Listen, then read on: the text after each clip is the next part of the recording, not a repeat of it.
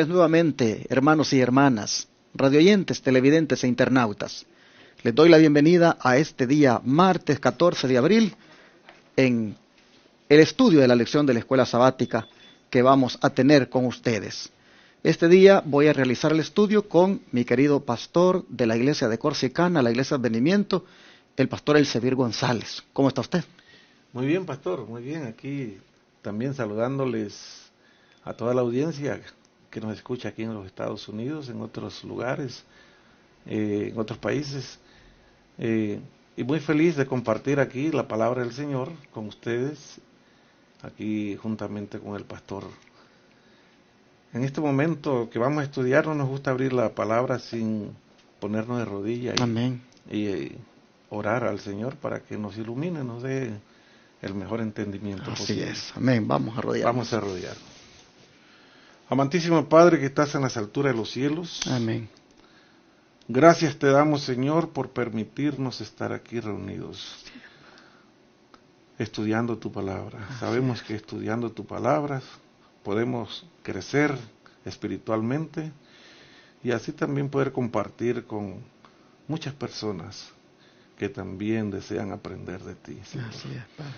Te pedimos tu bendición y que nos ayude, Señor, a hacerlo mejor.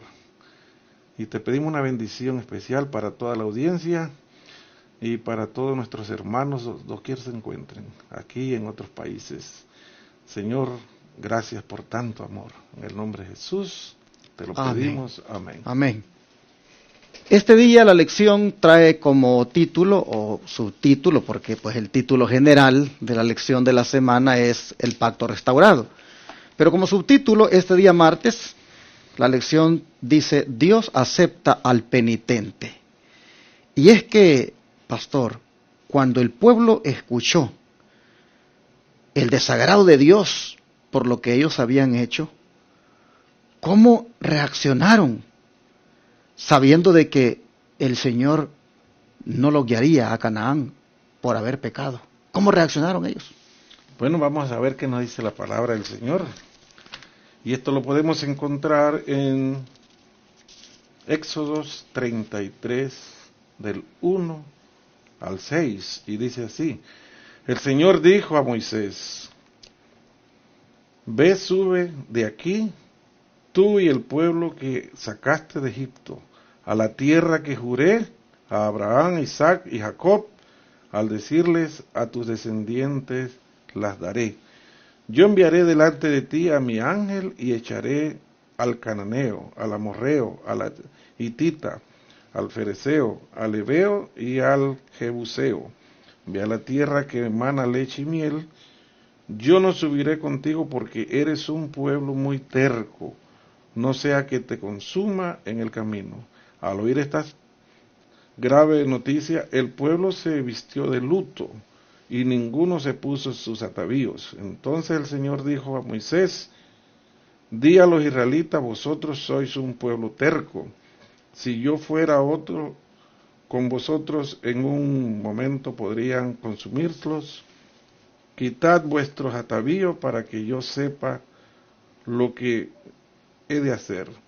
Aquí vemos que este pueblo se vistió de luto al saber que el Señor no los acompañaría. Y se vistió de luto y tampoco se puso sus atavíos. Sabían que habían cometido un error muy grande. Ante Dios era un pecado muy, muy fuerte porque el Señor es celoso. Y aquí estamos viendo cómo ellos habían puesto otro Dios delante del Señor. Pero qué triste, ¿verdad?, es escuchar de que ya no iría con ellos. Sí. Imaginémonos el cuadro, imagínense que somos nosotros y escuchamos a Dios decirnos, de aquí en adelante ya no voy a andar contigo. Wow, eso es lo más trágico que puede uno escuchar. Sí, claro. Imagínense andar sin la presencia de Dios.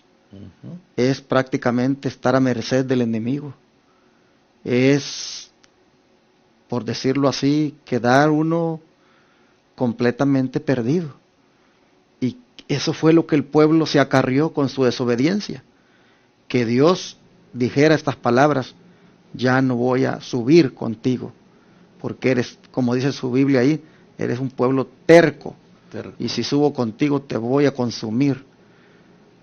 Tremendo. El pueblo comprendió lo que eso significaba, porque dice que ya mejor se vistieron de luto, les dio mucho dolor escuchar eso, y ahí fue donde pues ellos prácticamente estuvieron dispuestos a cooperar y quítate tus atavillos para que yo sepa lo que te he de hacer. Y ya se quitaron, dice, esas cosas con el fin de agradar a Dios. Así nosotros vemos que el pueblo comprendió la desgracia en la que había caído, de manera que estaban prácticamente en riesgo de morir.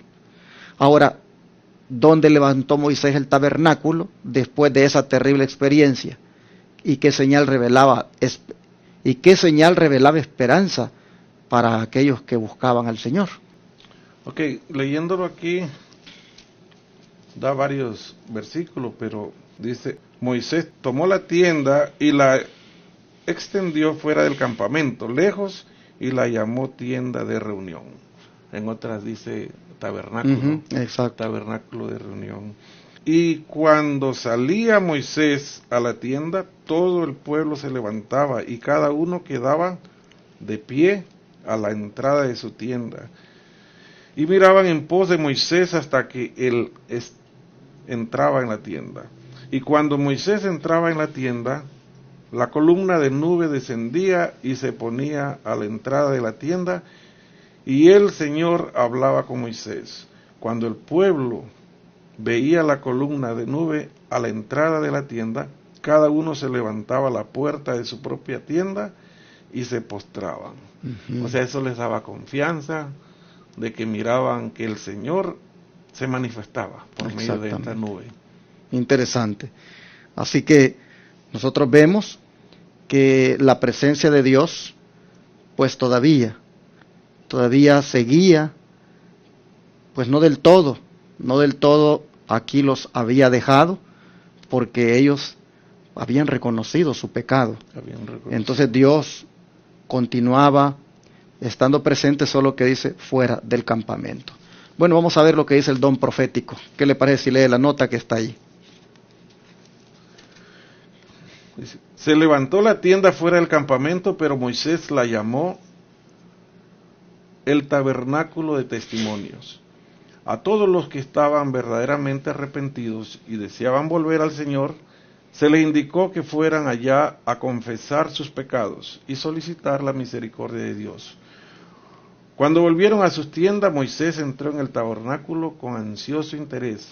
El pueblo observó por ver alguna señal en que la mediación de Moisés en su favor era aceptada. Si Dios concediese a reunirse con él, habría esperanza de que no serían totalmente destruidos. Cuando la columna de nube descendió y se posó a la entrada del tabernáculo, el pueblo lloró de alegría. Y levantándose todo el pueblo, cada uno a la puerta de su tienda, y adoraban. Aquí podemos mirar que ellos se alegraron. Es más, lloraron de alegría y a la vez adoraban al Señor. O sea, ellos, se nota aquí un pueblo que pues sí había pecado, pero ahora estaban arrepentidos. Exacto. Y se sentían confiados de que el Señor es justo y es misericordioso, y cuando nosotros le buscamos al Señor, siempre va a estar ahí. Amén, así es. Bueno, vemos nosotros el pueblo, que es la esperanza para él, para pues continuar, ahora es reanudada. Dios acepta al penitente, como dice la lección para este día. Qué bonito es también como Dios es de amoroso, que cuando el ser humano lo busca, cuando el ser humano reconoce su pecado, Dios lo perdona. Eso fue la nota en Patriarcas y Profetas, páginas 337 a la 338. Pero la última pregunta dice, ¿qué seguridad obtuvo Moisés del Señor? ¿Y cómo podemos obtener nosotros la misma seguridad? Lo buscamos en Éxodo 33, 11 al 17. Y dice, el Señor hablaba a Moisés cara a cara, como quien habla con su amigo. Y Moisés volvía al campamento, pero su ayudante, el joven Josué, hijo de Nun, nunca se apartaba de la tienda. Dijo Moisés al Señor, mira, tú me dices que saque a este pueblo y no me has declarado a quién enviarás conmigo. Además dices, te conozco por tu nombre y has hallado gracia en mis ojos. Ya que gozo de tu favor, te ruego que me muestres tu camino para que te conozca y siga disfrutando de tu gracia. Recuerda que esta gente es tu pueblo. El Señor respondió, mi presencia irá contigo y te haré descansar. Moisés agregó, si tu presencia no ha de ir conmigo, no nos saques de aquí. ¿En qué se conocerá que tu pueblo y yo hemos hallado gracia en tus ojos? Sino en que tú andes con nosotros, y que tu pueblo y yo seamos apartados de entre todos los pueblos que están sobre la faz de la tierra. Y el Señor dijo a Moisés, también haré esto que has dicho, por cuanto has hallado gracia en mis ojos, y te conozco por tu nombre. Aquí vemos que la seguridad que obtuvo Moisés del Señor es que el Señor respondió, mi presencia irá contigo y te haré descansar. Amén. Así que Moisés tuvo mucha confianza porque pues el Señor siempre es misericordioso y también andaba siempre los andaba cuidando. A pesar de que ellos habían pecado y el Señor se había enojado mucho, se había molestado, pero el Señor dijo, mi presencia irá contigo y te haré descansar. Qué bonito esa seguridad de Moisés que Dios le ha dado ahora de que el Señor le va a acompañar. Pregunto, ¿será que nosotros también podemos tener la misma seguridad? Sin duda que sí. Si nosotros también buscamos de Dios, si nosotros también nos apartamos del pecado, abandonamos lo malo, hermanos, con toda seguridad también, el Señor va a acompañarnos en nuestro caminar. El Espíritu de Profecía, ¿cómo nos enseña acerca de esto?